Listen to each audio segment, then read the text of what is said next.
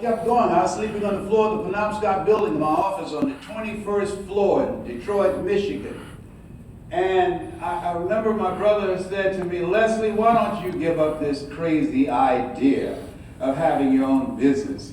You had a good job at Sears. You had benefits there. and so my mother, to her credit, Wesley, leave him alone. Mama, look at how much weight he's lost. Somebody, he's fasting. He's stopping. That's what's wrong with him. Oh my God, during the holidays, Mama always had to be between the two of us. You know, my twin brother, we're different day and night. And so, but I had to be determined because things are happening. I was taking a lot of hits. Things happen to you and things happen to people you care about. How many of you know that to be true? Raise your hands, please. And that's why we have to listen to things, come to events of this nature, to fortify ourselves, to have mental resiliency when the hits come, because they're going to come. Because in life, you either in a problem or just left one or headed toward one. A guy named Dimples had a song years ago called, "And if it ain't one thing, it's another." How many of you know that's true? All right? Let us say together, it's me. It's me. I got this. I got this. It's hard. It's hard. How many of you know that changing your life is hard? Raise your hands, please. I didn't do what I'm doing for years, 14 years to be exact, because I knew it'd be hard to develop credibility. I knew it'd be hard to compete with people with PhDs and MBAs, and I don't have that.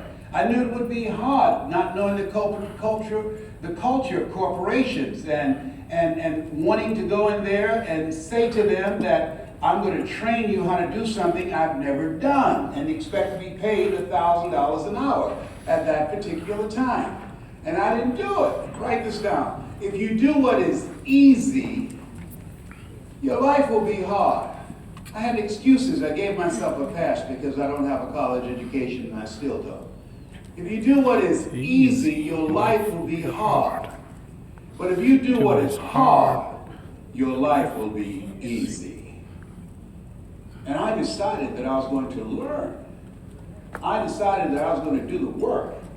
I decided that I was going to find someone who was doing what I wanted to do and learn from them. And I encourage you to do that. I decided I wanted to live a bigger life.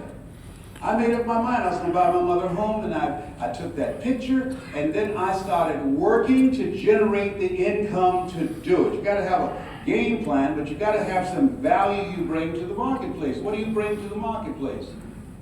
And I had to develop myself as a speaker because I didn't know how to do it. And I watched and I studied other individuals. And then I drove my mother in the area to see the house to make sure that she would like the house.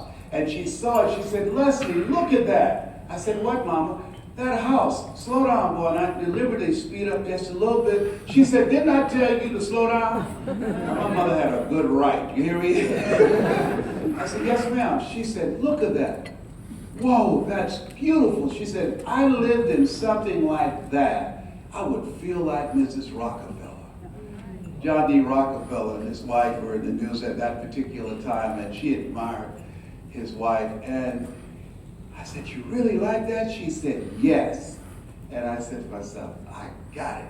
And so a few weeks later, I made the arrangements. I got the house, got the contract even before I got the money. And I drove her back in that area again. And she said, "Leslie, slow down." And I said, "Why, Mama?" She said, "There's that house again." I said, "Oh, you like that?" She said, "Yes." I said, "I know the people who live there. Would you like to meet them?" She said, "Yes," and they'll let us see the house. I said, "Yes, come on." And so I drove up to the house, and Mama at that time was 78. I opened the door for her, and she held my arm, and as we were walking toward the house, she stopped. She said, "Leslie?" I said, "Yes, ma'am." "You sure you know these people?" I said, "Yes, ma'am, Mama, I do." And so we got to the door, and I couldn't hold it anymore. I took the key out, put it in. I said, "Mrs. Rockefeller, this is your home."